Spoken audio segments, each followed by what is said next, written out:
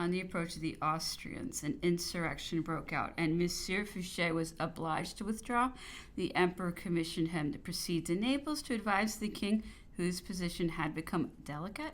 But instead of devoting his attention to the interests of France, Monsieur Fouché was entirely occupied with his own. He negotiated and availed himself of the opportunity to obtain payment of some claims he had on the Duchy of Otranto. If he himself may be believed, he acted still more improperly, since he has boasted of having fixed the irresolution of Murat and decided him in favor of the coalition. If instead of employing the ascendancy which he had over that prince to conquer the remaining shame which still withheld him from this course, he had induced him to march against his enemies and ours, who knows the turn which affairs might have taken?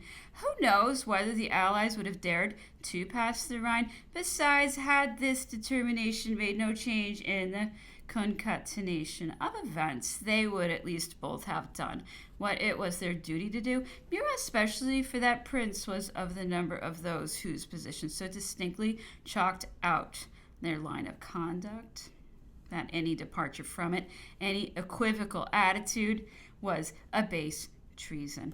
A throne cannot be kept after the loss of honor, for there is no rest on a dishonored throne. Chapter 21. I perceived the danger on all sides so pressing, and at the same time so few efforts made to overcome it, that I determined to speak on the subject to the emperor. He himself furnished me with an opportunity after a levee at St. Cloud. He asked my opinion on the state of affairs. I answered that they could not be worse, and what was more, that the intention of the Allies were evident, that they could not be misunderstood, and that they had resolved upon his ruin. You believe so? He said earnestly. I know it, sire. Your Majesty is necessary to the repose of Europe, but the passions do not look to the future. Whatever gives them present gratification is good, provided they are satisfied. It matters little what happens after.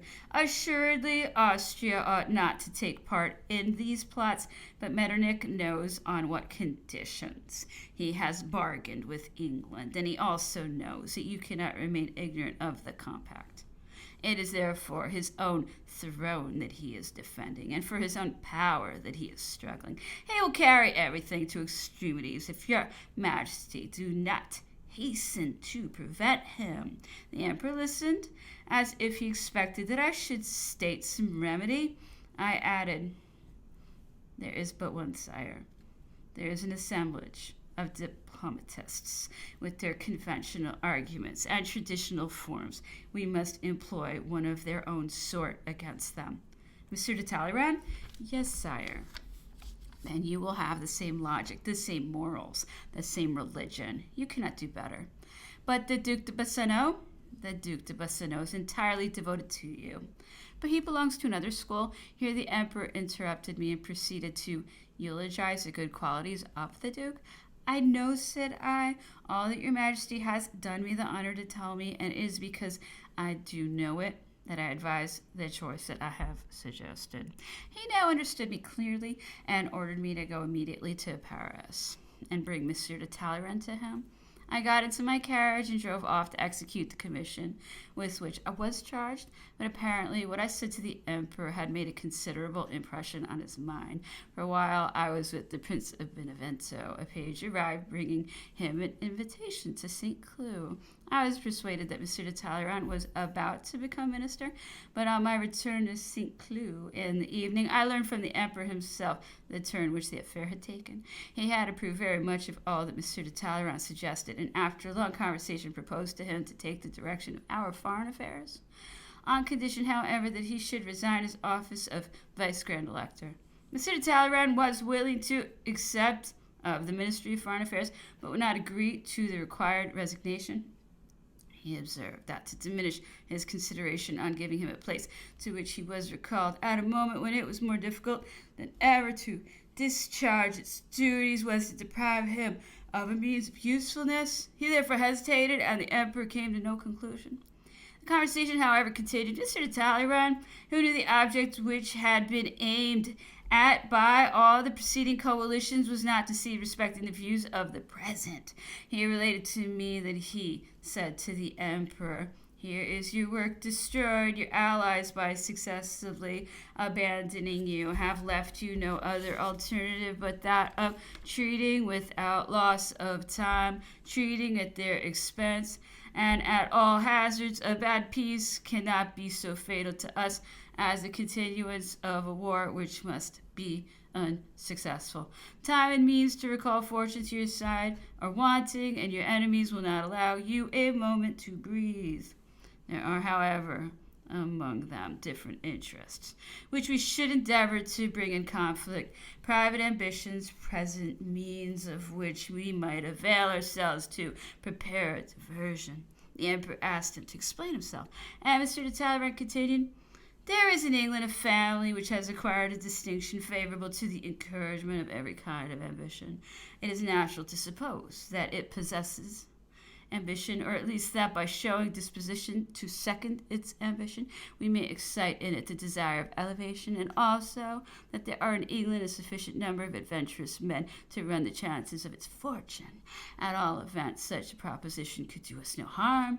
On the contrary, if it were listened to, it might bring about changes which would soon place us in a state in which we would have little to repair. Another consideration is that your allies having failed you, you can now do nothing solid except with new men connected from the beginning with the conservation of your system."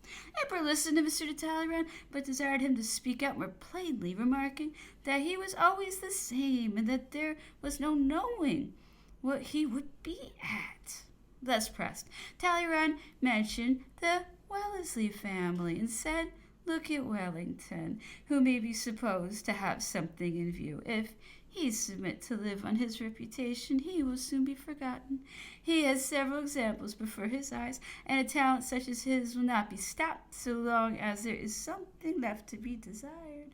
The emperor did not adopt these suggestions. He observed that before helping the ambition of others, it was fit that he should be in a condition to make himself respected in his government, and added that at the present moment he could give his attention to nothing else. Mr. de Talleyrand, however, told me that the emperor appeared much impressed with what he had stated. He indeed expected that the emperor would have again spoken to him on the subject. Mr. de Talleyrand has been blamed for not making, on such an occasion, the sacrifice required of him. His having made conditions when the exertion of his talents was so much wanted has been much condemned. It is always easy to blame, but in this case the blame was not merited. Mr. de Talleyrand knew his situation. He suspected that same enmity which had long pursued him would soon procure his removal. In that case, if also no longer vice grand elector, he would have been reduced to a very destitute situation, for he had suffered greatly by a bankruptcy which took place in the preceding year. He very reasonably observed that when the emperor applied to him, if he meant to have no reserve, he ought not to have withheld any proof of his confidence. He expected that whatever might give him security would be granted to him. On the contrary, as he had not that security, it became his duty to take care of himself, and to avoid being reduced to a very disagreeable situation. He therefore did not choose to divest himself of a rank which was his safeguard, and the project of placing him in the foreign department went no farther. The appointment was given to the Duke of Vicenza, to whom an influence in the court of Russia was then attributed. The emperor also removed the Duke of Massa, Monsieur Regnier, from the Ministry of Justice, and the Count de Sassay from the Ministry of War. He was not satisfied with either, but Monsieur Regnier was aged.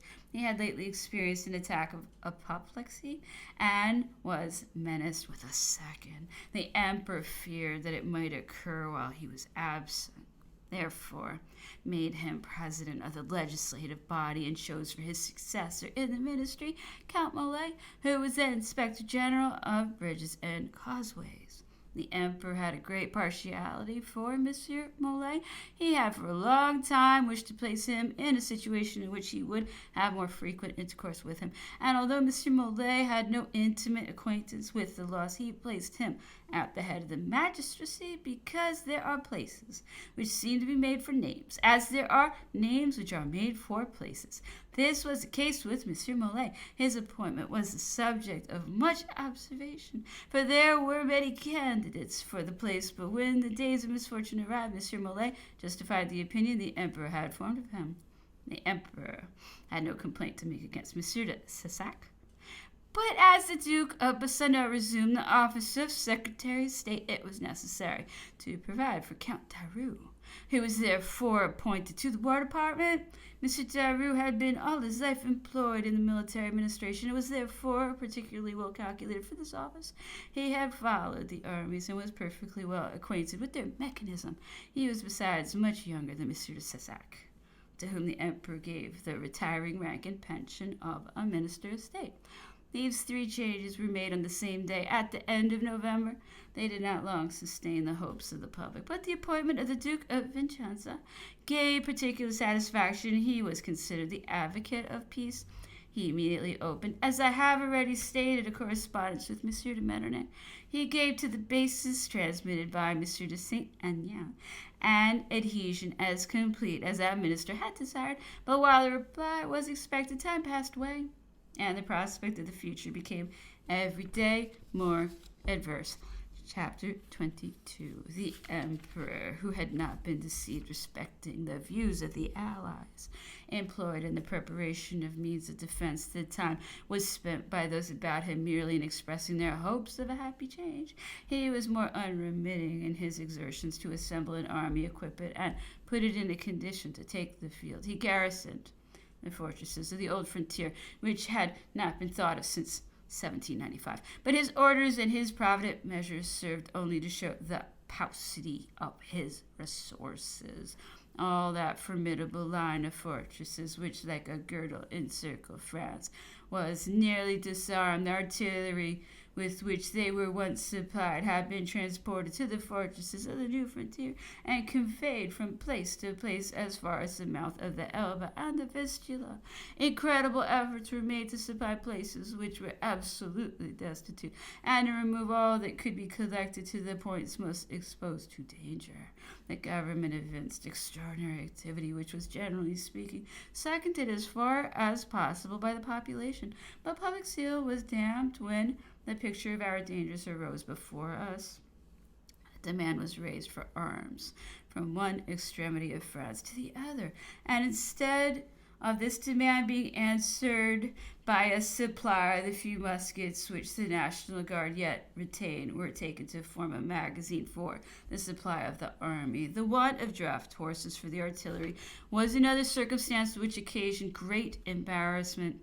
Recourse was had to all sorts of unpleasant means of accelerating supplies, which could not be made speedily enough and conformably with the forms prescribed in the regulations. Complaints were heard on all sides, and the resistance of inert force was everywhere opposed to the government.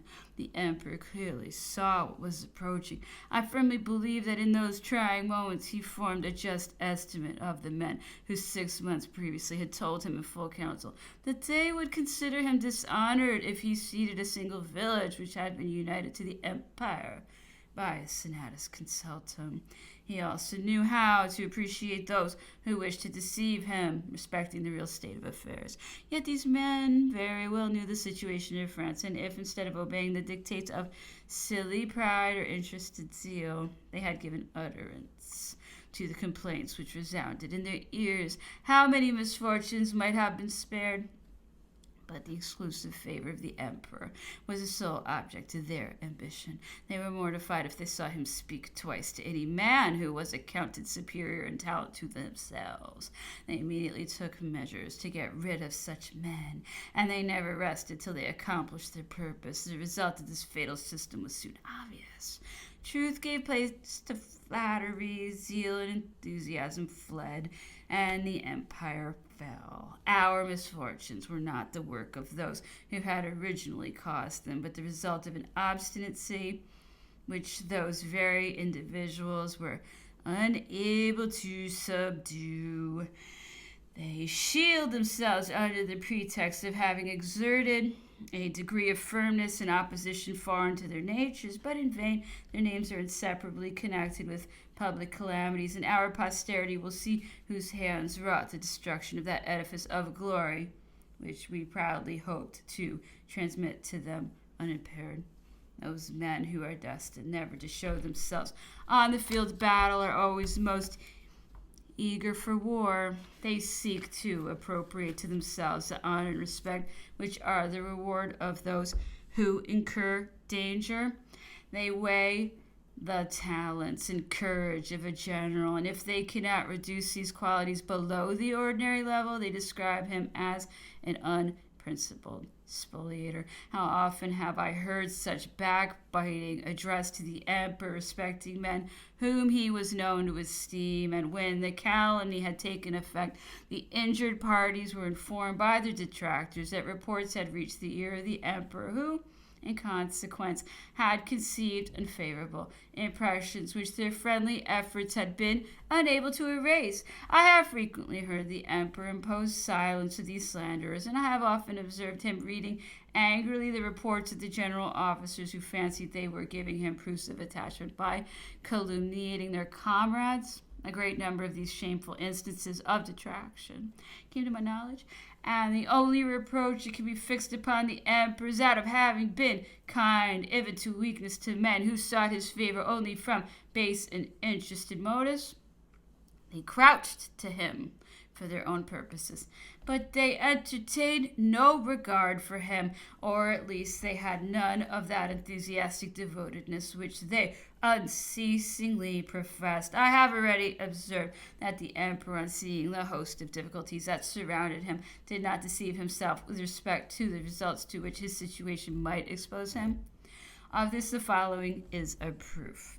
He placed no confidence in the sentiments expressed in the declarations of the allies. He had said long before, "They have appointed my grave as their place of rendezvous, but none of them will venture to come first." He now added, "Their time of rendezvous has arrived. They think the lion dead, and the question is, who will give the ass's kick? If France abandon me, I can do nothing, but she will soon repent of doing so." He conceived it to be impossible, but that the allies should know with tolerable accuracy the difficulties with which he had to contend, and he was well aware that the circumstances, far from creating any pacific disposition on their part, only inclined them to extend their demands. But this consideration, far from discouraging him, served only as a fresh stimulus to his activity. His conduct on this trying occasion serves to show what may be effected by genius such as his. We may judge what he would have done had he been supported. Fate seemed to have proportioned the weight of his misfortunes to his power of endurance. Nothing astonished him or shook his firmness. The emperor resolved to bring the affairs of Spain to a close. Had he done so 2 months earlier, there's no doubt, but he would have averted his calamities, for the Spanish army might have been in Burgundy when the allied forces arrived on the frontiers of Switzerland. He mentioned this plan to Cambaceres, by whom it was decidedly approved. The Minister for Foreign Affairs was ordered to direct immediate attention to it. The minister applied to me for permission to enable Monsieur de la Forest, who belonged to the Department of Foreign Affairs, to visit Valenciennes and remain there whenever he thought fit. He also applied for a passport for the Duke de San Carlos, who had been separated from the Prince of the Asturias while Mr. Fouché was in office, and who resided at Lons-le-Saunier in Franche-Comté. The Spanish princes lived in perfect retirement at Valenciennes. However, all their movements were well known, and those who know anything of Spanish manners will readily believe that it was unnecessary to resort to any disagreeable measures for the purpose of observing them. There was as much intrigue at the little court of Valenciennes as ever there was at Madrid. The confidence of the prince was as great a subject of competition as the viceroyalty of Mexico. The most ambitious courtier was always ready to sacrifice his rival, and that rival would readily have had recourse to any means of getting rid of the person he feared. The Spanish princes were therefore never watched by me, except through those competitions. It was only necessary to make use of one's eyes and ears, and I therefore recommended that they should be allowed full freedom. I was very glad to be thus exempt from the necessity of adopting those coercive measures which the general state of affairs would perhaps have authorized. On one occasion only I experienced a little difficulty. The Prince of the Asturias suddenly conceived a violent passion for riding on horseback, though previously he had shown but little inclination to go out, and when he did, went always in a carriage. I felt a little embarrassed, for though I was not to be made his dupe, yet I was unwilling to deprive him of the amusement which he seemed anxious to enjoy. I took my measures accordingly. His saddle horses all at once fell into a most wretched condition, so that whenever he wanted to ride, one was lame, another had a nail in his foot, etc. As he was not much of a horseman, many of these little accidents were attributed to himself, though they were the work of a man who was employed to keep the stud in this continual state of inefficiency. The trick succeeded, and at length his Highness's riding fit left him, which I was very glad of. I neglected no opportunity of communicating to the Prince of the Asturias any intelligence which was calculated to interest him, and I endeavored to banish that spirit of intrigue which so often connects itself with misfortune, and which I thought was likely to lead him into difficulties. The Emperor particularly recommended me to treat the Prince with all the respect that was consistent with my duty. Chapter 23. Trifles were now contended for at Valencia, notwithstanding that all parties were agreed upon the principal point. The idea had certainly occurred of demanding from the Prince of Asturias the cession of Catalonia, but it was wisely considered that any advantage that might be taken of his situation to require sacrifices opposed to his dignity and indicative of restraint on his part would be affording him, on his reaching Spain, a pretext for breaking all his engagements. It was consequently determined that the princes of the Spanish House of Bourbon should return to Spain, and that King Joseph, the Emperor's brother, should resign all the pretensions he might have to the throne of that kingdom in virtue of the anterior acts acknowledged by all the powers of Europe, with the exception of England. The Prince of Asturias engaged on his part to maintain peace between the Spanish and the French nations, and in furtherance of this object to withdraw all the Spanish troops which were serving with the English army, and in short, not to allow a passage through his dominions to any foreign troops attempting to invade the French frontiers. This arrangement was signed by both parties, and no attention seems to have been paid to the good faith displayed by the Emperor in concluding it. No doubt would be entertained on this point if a correct appreciation could be formed of the difficulties he met with from his brother, and the pressing entreaties he had to urge before he could prevail upon him simply and unreservedly to renounce his pretensions to that crown. The Emperor, who did me the honor to mention the subject to me, said that in a discussion with his brother, who obstinately resisted his wishes, he had addressed these words to him: "One would really suppose that I am robbing you of your portion of the inheritance of the late king our father." Marshal Berthier was alone acquainted with all these details, having been commissioned by the Emperor to follow up the negotiations with King Joseph. The most unaccountable circumstance is that when everything had been agreed upon, and when such earnest endeavors had been made to bring about an arrangement which allowed of the disposal of forces nearly double the amount of what the Emperor had at command, so much tardiness was suddenly displayed in carrying it into effect that it proved of no advantage to us in the crisis of our affairs. Monsieur de St. Carlos had brought back the treaty from Valencia, and yet no progress had been made since the opening of the negotiations in preparing to take advantage of the clauses which were to be adopted. Never was any time of more value to us than the present moment. Never was a danger so pressing. We had felt no apprehension at the loss of the Confederation of the Rhine. Some months before, in consequence of the withdrawing of Marshal Augereau's corps from the frontier of Bavaria for the purpose of uniting it to the main army, and on this occasion, when the very existence of France was in danger, the necessity was overlooked of ordering the army in Spain to adopt a similar movement when it was yet in time to reach the theater of events, where its presence would have altered the aspect of affairs.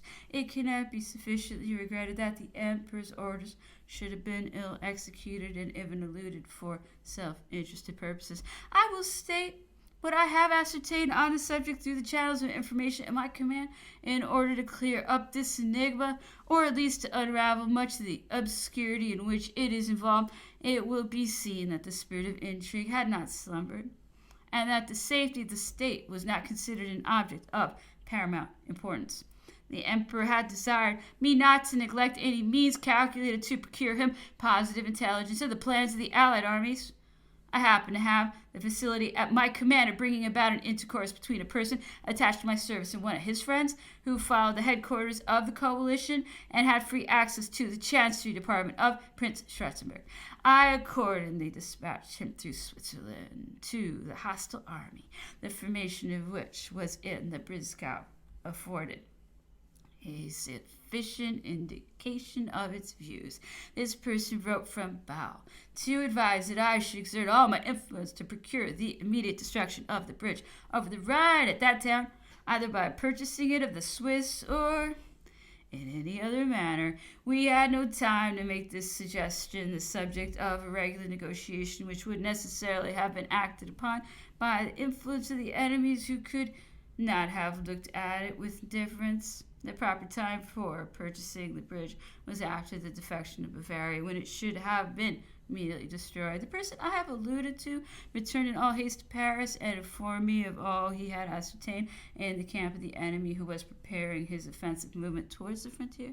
I then thought it my duty to become importunate until the emperor should have taken measures and issued instructions respecting the conduct to be pursued by the local authorities in case of an invasion which I considered as being about to take place. I urged this point with so much perseverance that I was at last attended to, and a council was expressly held to discuss it, independently of the ministers at the head of departments who were present at this council. The emperor summoned to it ministers of state and the high dignitaries of the empire.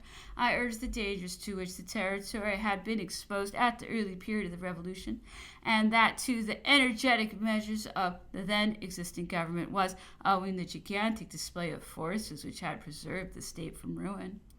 I laid great stress on the magnitude of the danger, which was as urgent as the time for averting it was short, and I warmly urged the necessity for the immediate exertion of every means calculated to excite a national movement, without which we must expect the most serious misfortunes.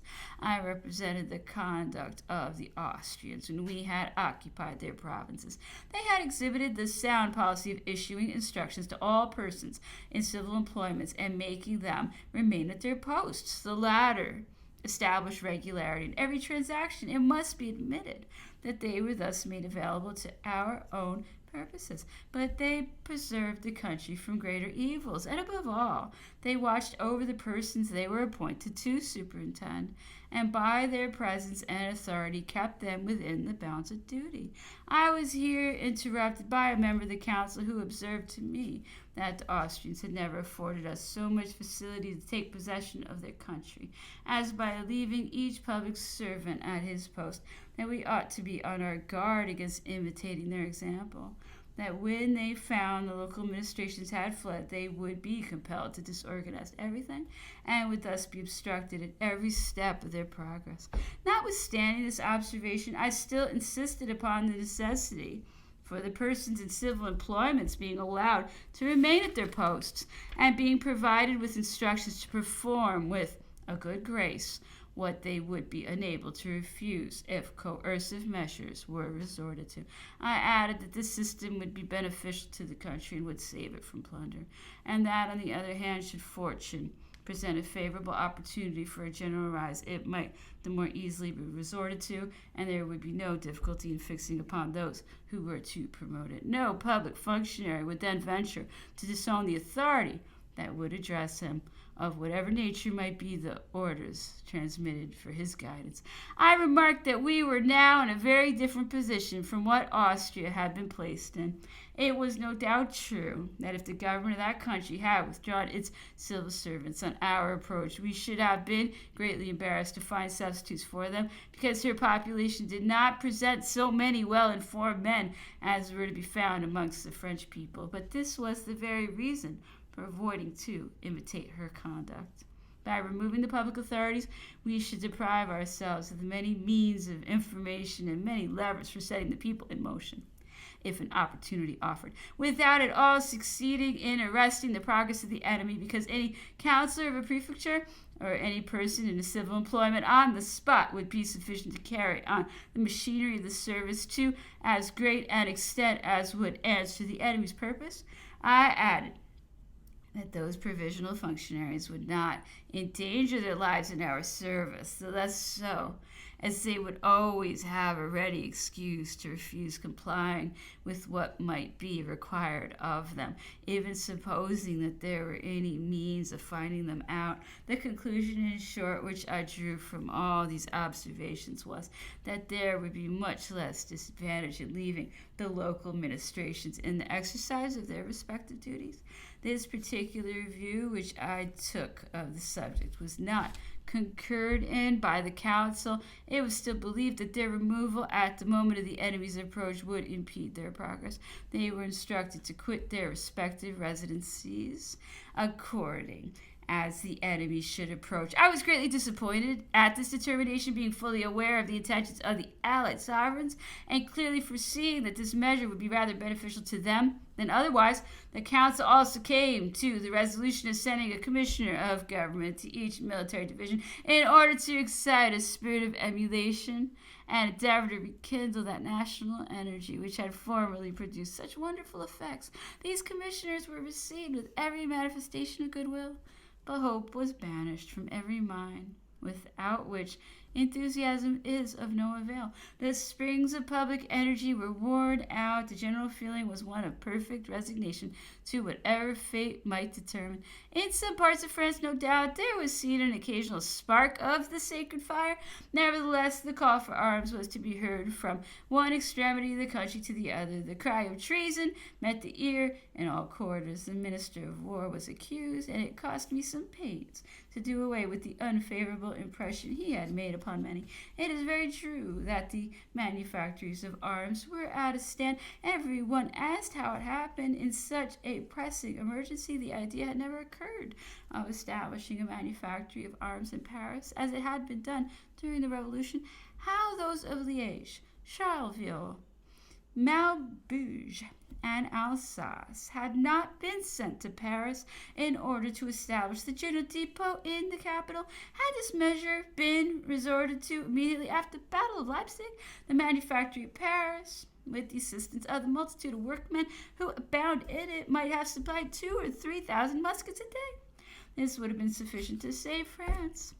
And as the Minister of War had voted for the continuation of hostilities, it behooved them at least to consider the means best calculated for vigorously prosecuting it. It must, however, be admitted that he had more work on his hands than he could find time to attend to, and it was difficult to foresee the rapid march of events. I have often heard him say that he thought it a great act of folly not to make peace. He then repented of the advice he had given on the return from the campaign in Russia.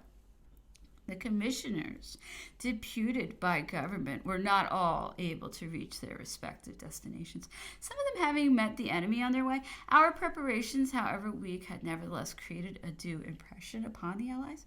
They trembled lest the nation should take part in a contest carrying on, and they neglected no means of spreading false reports in every direction. The defensive measures resorted to were stigmatized as projects of conquest. They affected a language of moderation, whilst they had an army 6 times as numerous as that which the emperor could bring against them. They were in the very heart of France, and yet presumed to charge him with ambition, and to arraign him for having called upon the French to come forward in defense of their homes and families. Everyone had taken leave of his senses. The artful language of the enemy was mistaken for truth, and the emperor's warnings were rejected. The opening of the legislative body, which had been adjourned from day to day, was at last fixed for the 20th of December. The emperor felt desirous of making to that assembly a communication of the reply he had received from the allies. This was one of the motives which had so long delayed the opening of the session. That ceremony took place in the forms used on preceding occasions, and the emperor pronounced the customary speech. It appeared to me defective so far as it did not dwell sufficiently on the events which had brought about the existing crisis of affairs. The public mind of France was too much engaged in the consideration of past and present occurrences to be satisfied with the simple statement made to the legislative body, and I have always been of opinion that it would have been far better not to present any than to conceal a single circumstance, or to speak more correctly, than to abstain from showing it the most unbounded confidence, since the least inconvenience that could result from such a reserve would be to excite the hostility of that body, which would seize the first opportunity of curtailing a power which alarmed it and forced it to yield to the ascendancy of public opinion. The members of the legislative body had been a full month in Paris, where they had been overwhelmed with the various false reports scattered over that city. They expected to receive a communication which would remove the impressions they had imbibed from everything that had reached their ears. In the absence of such communication, their prejudices remained unchanged. They were nevertheless flattered at being made acquainted with the state of the negotiation. Though they discovered that some documents had been concealed from their knowledge, this circumstance was of itself quite unimportant, but was taken advantage of by the members as a pretense for continuing to mistrust the government. It is fair to own that nothing was easier than to influence the assembly, because it was not yet personally indisposed against the emperor, and still less unwilling to refuse concurring by every means in its power to extricate the nation from the crisis in which it was involved. I repeat it, the legislative body was not influenced by an unfriendly spirit. There were some discontented individuals among its members, but the majority were flattered at being called upon to attend a sitting which promised opportunities to some of ingratiating themselves into favor, and to others of displaying their patriotism and talents. The slightest exertion of skill was sufficient to discover the bias of their sentiments. This requires to be explained in more detail. Chapter 24. I have already mentioned that the emperor had appointed to the presidency of the legislative body the Duke of Massa, whom he had lately removed from the Ministry of Justice. The sessions of the legislative body were always circumstances laid hold of by intriguers as favorable to their views. They took care beforehand to spread uneasiness amongst its members, and after having gathered a harvest from the seeds which they had sown, they hastened to sound the alarm in the ears of those who came in contact with government. The latter, who were directly interested in the successful issue of affairs, never failed to make a confidential report on the subject in which they quoted their authorities. This was one of the ways resorted to for making an exhibition of zeal for the emperor's service, and for obtaining to be placed on the favored list. The stay which the members of the legislative body had made in Paris had afforded a wide field for the schemes of intriguers. And as the generality of such characters are jealous of everyone, they took care on this occasion to ascribe to the influence of those individuals whom they dreaded, or were desirous of injuring, all the sinister intentions which they fancied they had discovered amongst a few members of the legislative body. I narrowly watched the progress of events, without endeavoring to bias the actions of anyone, as it is necessary to be thoroughly convinced that others are in error before we can attempt to set them right. It often happens that when we desire to lead a person in any particular way, we often engender mistrust. Another direction will then be followed through a spirit of opposition. This is what actually came to pass in the circumstance now alluded to. The Duke of Massa had been represented to the emperor as incapable of directing the measures of the assembly in time of so much difficulty. It was alleged that his mental faculties had been impaired by the two apoplectic fits with which he had been attacked. Had this been the same, the remark ought at least, to have been made previously to his appointment to the presidency, but in all probability matters were not as yet ripe for acquiring the influence aimed at, or else it was apprehended that another president would be less tractable. They succeeded by means of certain reports in obtaining the emperor's authority for joining in the agitation which they told him was to be found in the legislative body. These gentlemen had taken the business so much at heart that they were even in dread of shadows. They caused a positive order to be sent to me in very abrupt language, which directed my abstaining from taking any measures with respect to the legislative body, with whom I never was in the habit of interfering except in the exercise of that customary superintendence which it was my duty not to relax in. And I must say it to the praise of that assembly, I had never witnessed the expression of any sentiments but such as might easily be turned to the advantage of the national welfare. The first measures of those who thus presumed to direct the conduct of the legislative body were perceived in the formation of the committee, in the appointments to the offices of quaestors, and to the other places, the nomination to which is always a result of an election. The assembly directly perceived that it was intended to lead it, and they discovered from the movements of certain individuals whose sentiments were no secret the nature of the influence which was attempted to place as a control over them.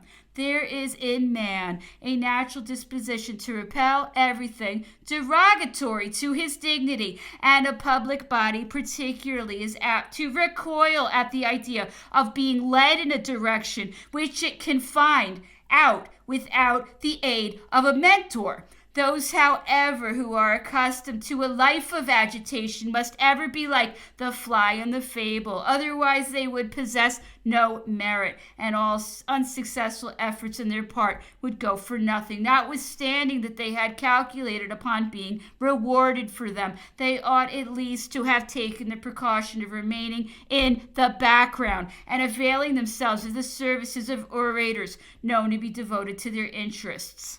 Their unskillful management prevented all the good that might have been obtained from an assembly, the dissolution of which fully answered the purpose of the allies, who were desirous of tearing asunder the ties which united the emperor to the nation. The assembly yielded to the predominating influence and named as its quaestors the individuals pointed out its choice.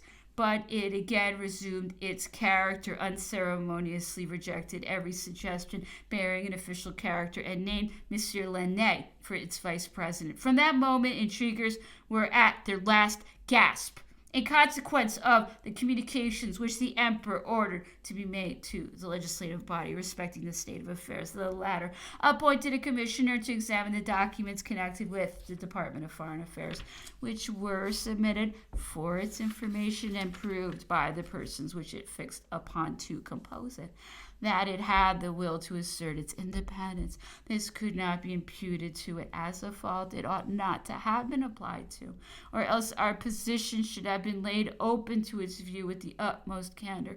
First, because this was an indispensable duty, and secondly, because it was personally interested in extricating us from our difficulties. Had it even asked for any unjust concessions, they ought to have been granted to it. There could be no dishonor in yielding to the national wish. That assembly, besides, did not call for anything unreasonable. There was not much difference between what it claimed and what the emperor always intended to accede to. It was not difficult, therefore, to establish a mutual good understanding. Nothing more was required than the harsh language used should be softened down to a milder tone, an object so easily attained by a mere turn of phrase, and all difficulties would have been thenceforward removed.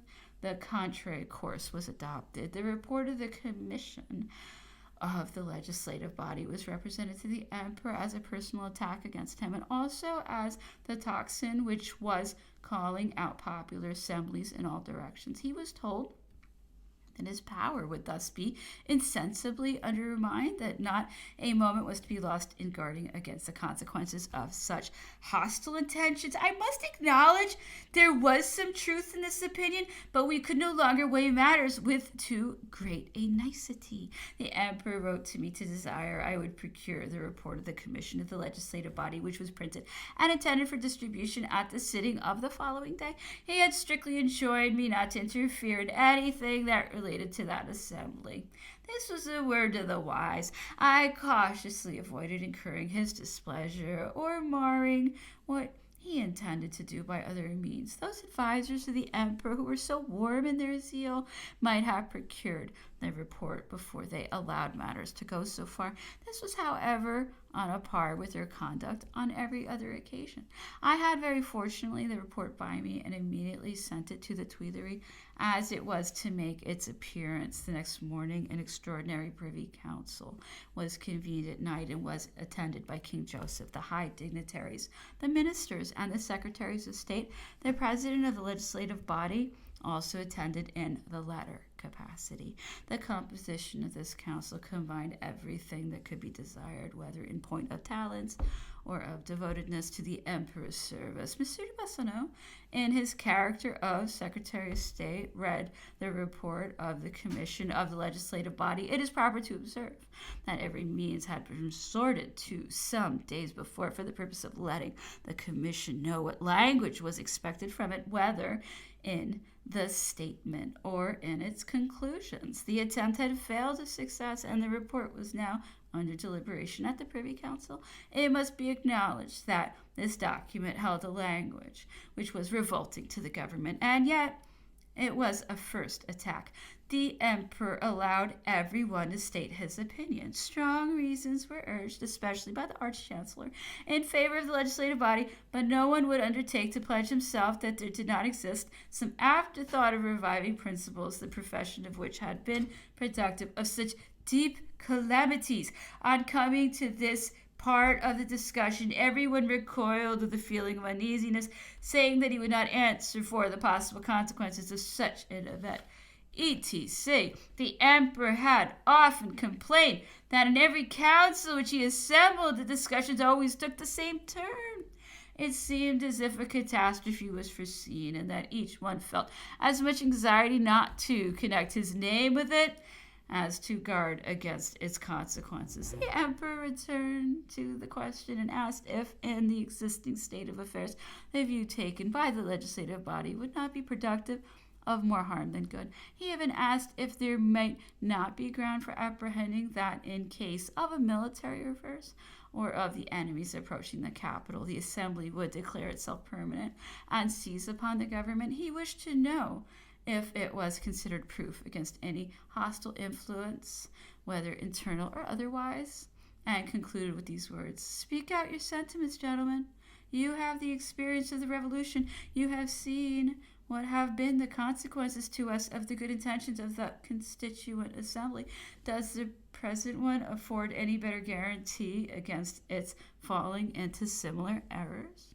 No one dared to affirm it, but all were unanimous in defending the Assembly from the mere suspicion of yielding to any foreign influence. As to an internal one, it must always exist.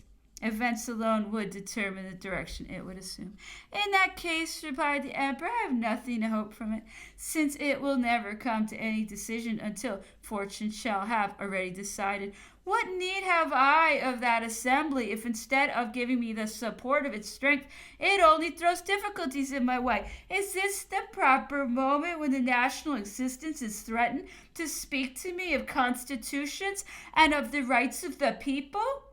In a case analogous to the present state of France, the ancients extended the power of the government instead of restraining it. Here, on the contrary, we are losing our time in trifles, whilst the enemy is at our doors. I was unwilling to trust to my own opinion on this subject, but as I find that the majority agree with me, my resolution is formed, and I will adjourn an assembly which is so little disposed to second me."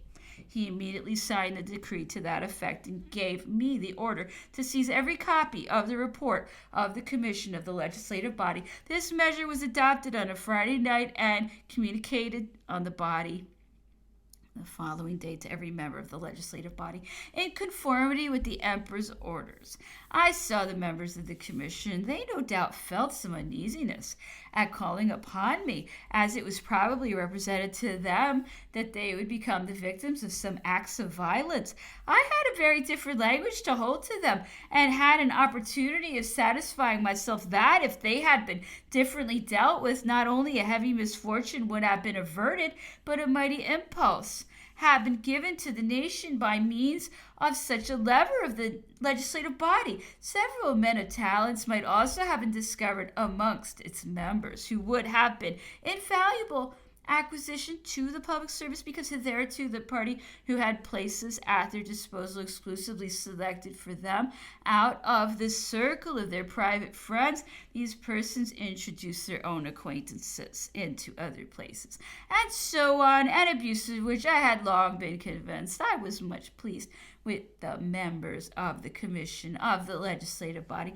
There were no bad intentions amongst them, and it is much to be regretted that the slight ingredient of skill required to establish a harmony of opinions which were not widely different should nevertheless have been wanting.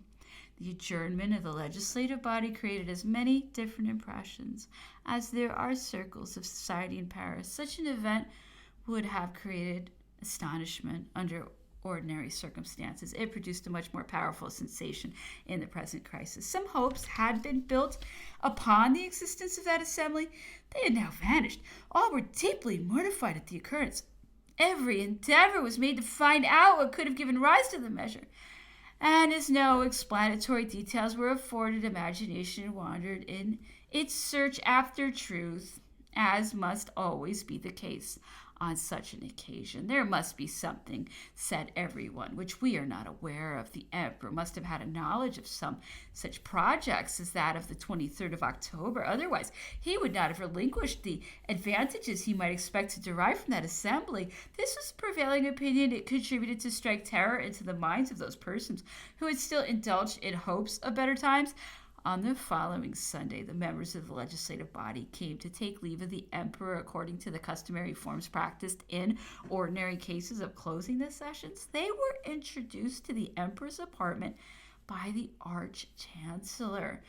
Just as divine service had terminated, the emperor descended from the platform on which the throne was placed, and coming up to the deputies, he spoke to them without anger and addressed them in nearly the following words: "Gentlemen of the Chamber of Deputies, you are on the point of returning to your respective departments. I discovered with unfeigned regret that the spirit of agitation which has broken out amongst you was only calculated to aggravate the misfortunes of the state, instead of affording me the means of overcoming them. I had called you together with the most perfect reliance upon you, and depended upon your concurrence in my endeavors to illustrate this period of our history.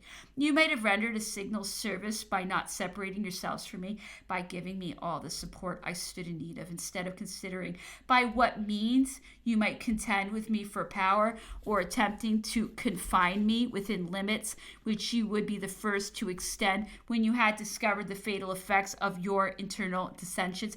Time will show whether those who have given you that impulse had their private interests or the general advantage at heart.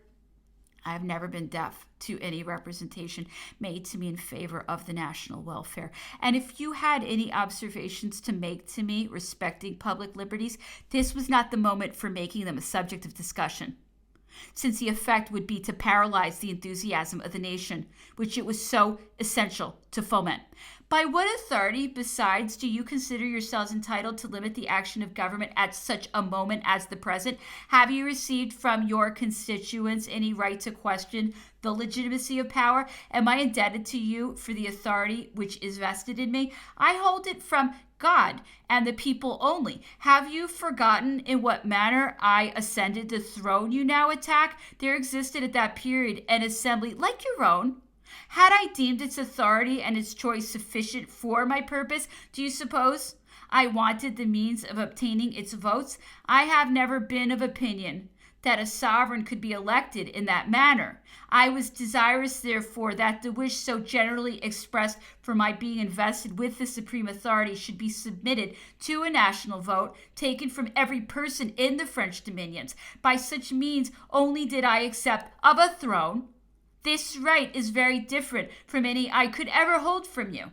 And under no circumstances can you be allowed to make its authenticity the subject of your deliberations. Your power merges into mine from the moment you attempt to exceed the instructions of your constituents.